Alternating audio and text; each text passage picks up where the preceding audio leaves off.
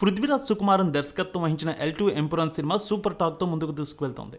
అయితే ఓ పక్క మంచి టాక్తో దూసుకువెళ్తున్న ఈ సినిమాకి వివాదాలు కూడా చుట్టుముట్టాయి. గుజరాత్ అల్లర్ల నేపథ్యంలో తెరకెక్కిన ఈ సినిమాలో ఓ వర్గాన్ని తక్కువ చేసే విధంగా కొన్ని సన్నివేశాలు ఉన్నాయంటూ నెటిజన్స్ ఆగ్రహం వ్యక్తం చేస్తున్నారు. దీనిపై ఇప్పటికే నటుడు మోహన్ లాల్ క్షమాపణ కూడా చెప్పారు.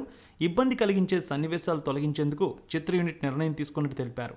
అయితే మోహన్ లాల్ క్షమాపణలు చెప్పడం ఇప్పుడు మరో చర్చకు తెరలేపింది. అసలు సినిమాలో అలాంటి సన్నివేశాలు ఉన్నట్టుగా మోహన్ లాల్కి ఏమాత్రం తెలియదని, డైరెక్టర్ పృథ్వీరాజ్ మోహన్ లాల్కు తెలియకుండా స్క్రిప్ట్లో కొన్ని భాగాలు జోడించారని, నిర్మాతలను తప్పుదోవ పట్టించారని కొంతమంది ఆరోపణలు చేస్తున్నారు. ఈ క్రమంలో ప్రముఖ నటి మల్లికా సుకుమారన్ తన కుమారుడైన పృథ్వీరాజ్ సుకుమారన్కు మద్దతుగా ముందుకు వచ్చారు. మోహన్ లాల్ చిత్ర నిర్మాతలను పృథ్వీరాజ్ తప్పుదారి పట్టించడనే ఆరోపణలు ఆమె ఖండించారు. ఆ వాదనల్లో ఎలాంటి నిజం లేదని తోసిపుచ్చారు ఆమె.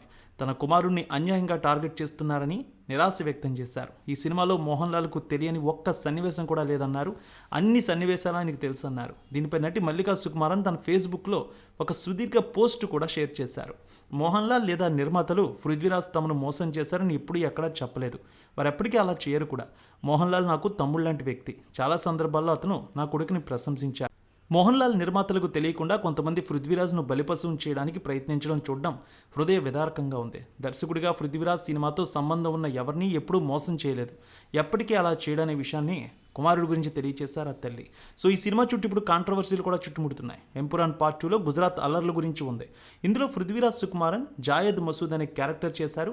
ఈ సినిమాలో గుజరాత్ అల్లర్ల నేపథ్యంలో మసూద్ పాత్రతో పాటు అనేక ముస్లిం కుటుంబాలను దారుణంగా హత్య చేయడాన్ని చూపించారు.